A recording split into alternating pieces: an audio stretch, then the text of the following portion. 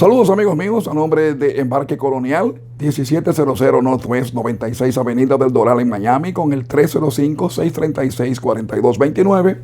Y también de Freddy Tire and Auto Service, 10190 de West Flagler Street, con teléfono 305-480-1004. Les doy la bienvenida a mi coloquio del día de hoy aquí a través de YouTube y también a través de Twitter. Les digo que den su like y permitan que otras personas también los disfruten.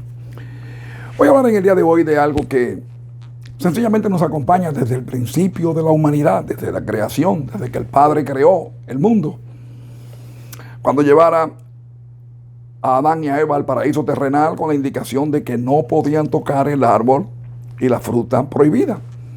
Según dice la Biblia, algunos creen eso, otros dicen que es un cuento, pero es la base de nuestra confirmación cristiana. ¿Qué se produjo ahí? El primer acto de corrupción del mundo. Porque la corrupción nos acompaña desde entonces. ¿Cuál fue? La serpiente que indica a Eva que coma del fruto, que le dé a Adán a comer del fruto, para que conozcan la realidad.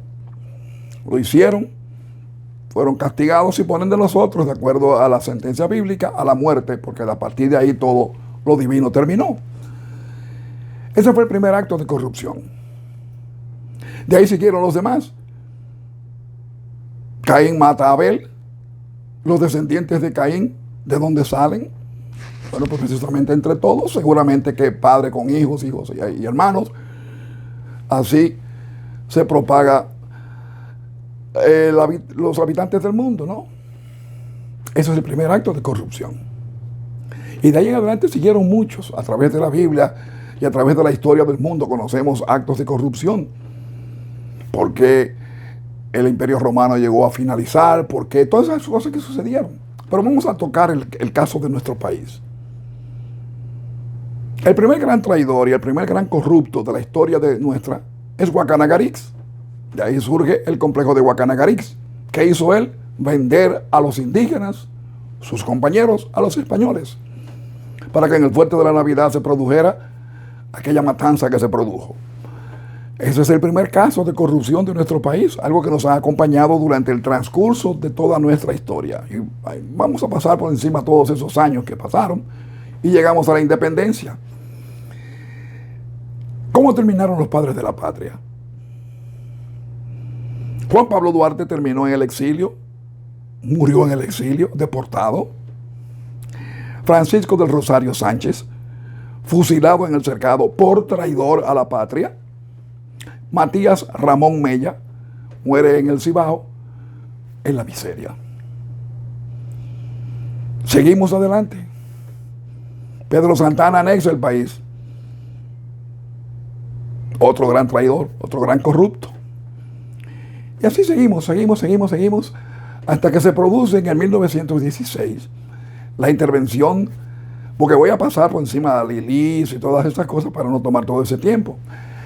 Llegamos entonces a 1916, cuando los norteamericanos invaden el territorio. ¿Qué surge de allí? Uno de sus grandes ayudantes, cuatrero en ese entonces, Rafael Leónidas Trujillo Molina, surge como el hombre que da un golpe de Estado prácticamente y llega al poder. 30 años pasa con una corrupción limitada. Digo limitada porque el único corrupto y ladrón era él. Y los que le acompañaban y aquel que él permitía que robara y que delinquiera. Así las cosas. Se produce luego el asesinato de Trujillo, surge el golpe, el triunvirato, ¿no? Las luchas. ¿Y qué sucede? Explota la revolución del 65. Porque ya anteriormente, en el primer intento de nuestra democracia, la corrupción de gente como Bonilla Aybar, la reafirmación cristiana y otras cosas, y los oligarcas tumban el primer proceso democrático del país, que es el gobierno de Juan Bosch, donde la corrupción una vez más lo hace. Surge la revolución, viene la época del triunvirato, corrupción sigue rampante. Héctor García Godoy es envenenado. Seguimos más adelante. Gana Balaguer las elecciones. se producen los 12 años de Balaguer, donde él dice que la corrupción se detiene en las puertas del palacio, pero sigue la corrupción.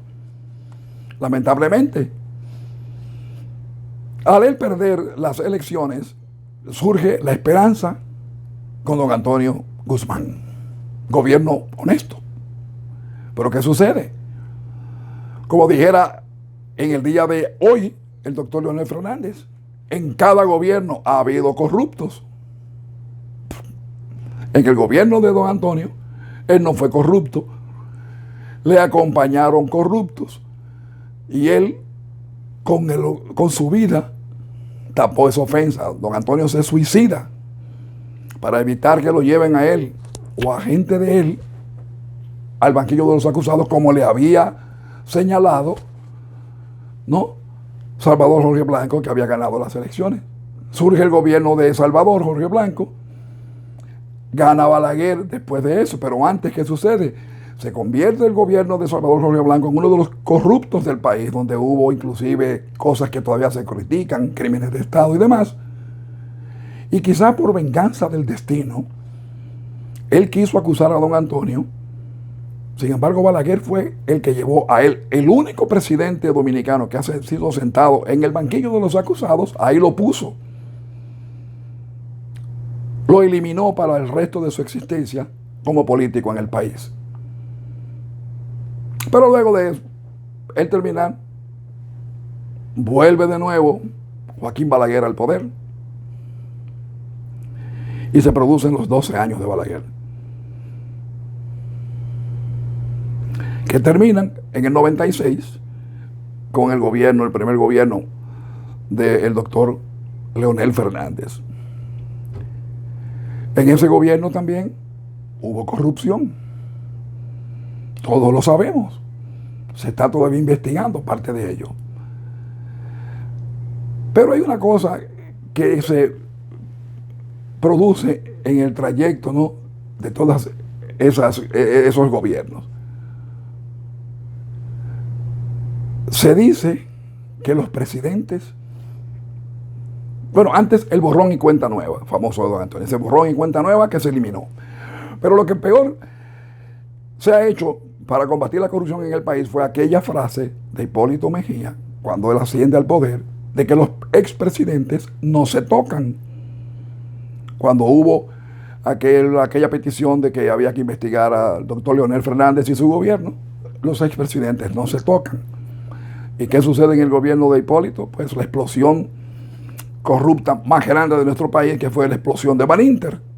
Directamente no tiene que ver con el gobierno, pero sí afecta a su gobierno y afecta el mundo bancario. Y de ahí en adelante, muchos corruptos siguen disfrutando de la tranquilidad.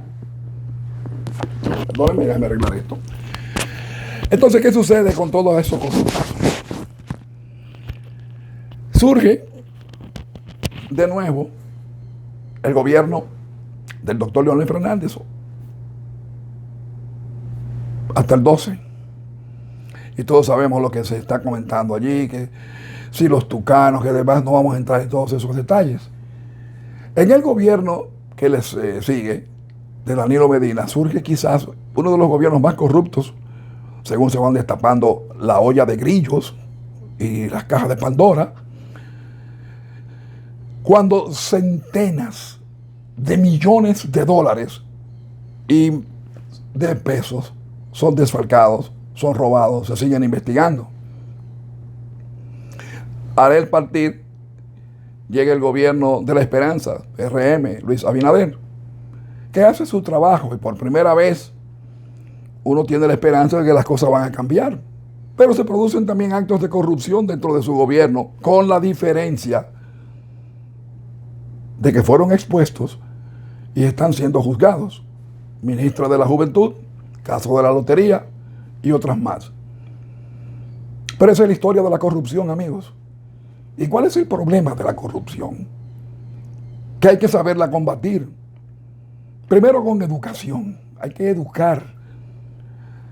Darle oportunidad a todos para que tengan una vida digna. Que se traduce en ¿qué? En justicia social. Si usted le da a un ciudadano lo que necesita, él lo quiere conservar y no quiere corromperse. Porque veamos, toquemos un ejemplo, por ejemplo, un agente de la policía.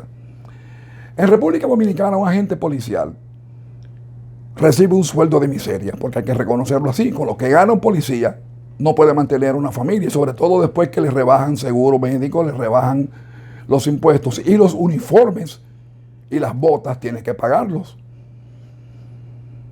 Entonces, un delincuente se acerca a un agente y le ofrece miles de dólares que él no se va a ganar en todo un año, simplemente porque mire para otro lado. Lo va a hacer, porque no hay concepto. Porque ese agente no ha sido educado en un centro para evitar precisamente ese acto corruptivo. Porque, por ejemplo, en Estados Unidos, no es que no hay tratar de sobornar a un policía, porque se hace, pero es más difícil. Aquí nadie se atreve civilmente a sobornar a un policía porque sabe que o la puede pasar mal, porque lo va a acusar por soborno, y va a tener que enfrentarse.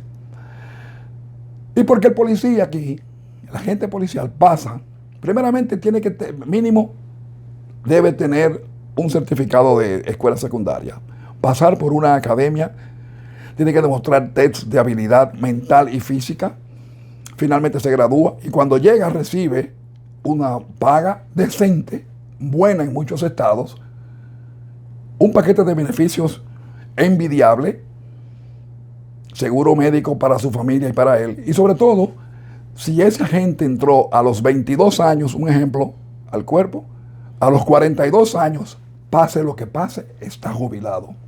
Pensionado a los 42 años, su familia protegida con todos los beneficios. Entonces ese hombre o esa mujer van a defender. Pero en República Dominicana, ¿qué puede defender, por ejemplo, un agente policial?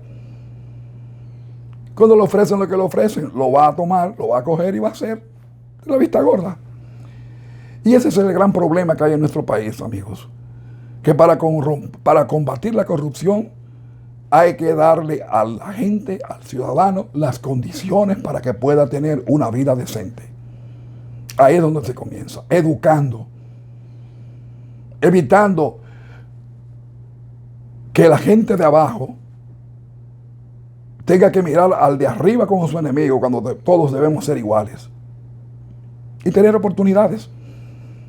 Porque cada quien en el mundo, ¿qué es lo que quiere? Una vida decente. Cada quien quiere tener lo que puede. Pero en nuestro país, lamentablemente, no puede tener lo que puede, sino lo que le ofrezcan.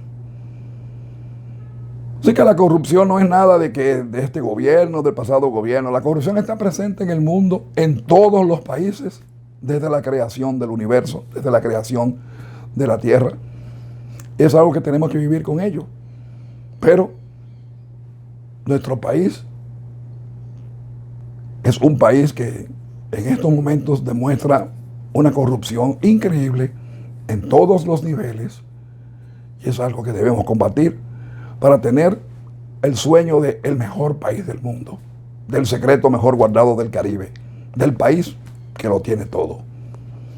Soy Daniel Díaz Arejo, ese es un comentario que hago en el día de hoy a nombre de Embarque Colonial, 1700 Northwest de la 97 Avenida del Doral de Miami, con el 305-636-4229, así como también de Freddy Tire and Auto Service, 10190 de West Flagler Street, 305-480-1004. Así que, amigos míos, denle like en YouTube, mírenlo en Twitter y mañana, si Dios quiere, volveremos a reunirnos aquí con otro comentario más.